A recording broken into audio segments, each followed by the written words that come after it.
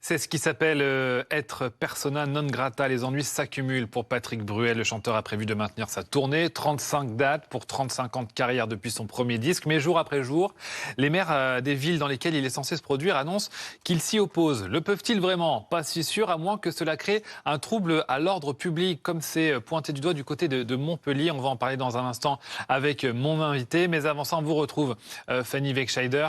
Vous avez recensé les villes qui souhaitent interdire les concerts de Patrick Bruel. Oui, en tout cas, qui appellent Patrick Bruel à annuler sa présence dans leur ville, parce qu'ils n'ont pas toujours la possibilité eux-mêmes de faire annuler. Ce sont 15 communes françaises dans lesquelles le chanteur devait se produire, qui appellent donc à cette annulation de concerts, notamment à Reims ou encore à Rouen, je crois, où il y a deux dates qui sont prévues pour chaque ville, donc Amiens et Reims, voilà, qui appellent à ne pas se produire. Certains maires, comme vous le disiez, notamment à Montpellier, vont même plus loin et menacent d'intenter une action en justice pour faire prendre un arrêté donc préfectoral pour interdire ces concerts sous le prétexte donc d'un trouble à l'ordre public. Voilà donc pour les communes qui sont opposées à cette présence. Il y en a tout de même deux qui sont ouvertes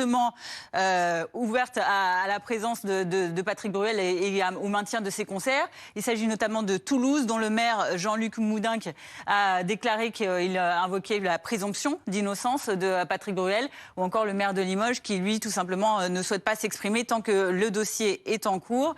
Voilà pour ces communes, ce qui fait que donc sur les 35 dates, dont 33 dates en France, puisqu'il y a aussi la Belgique et la Suisse qui sont concernées par cette tournée. Actuellement, il y a une trentaine de villes, 30 villes au total, donc qui sont concernées par cette tournée, et donc 13 qui actuellement ne se sont toujours pas prononcées sur leur volonté ou non de recevoir le chanteur dans leur ville. Merci beaucoup, Fanny, pour ces informations. C'est devenu un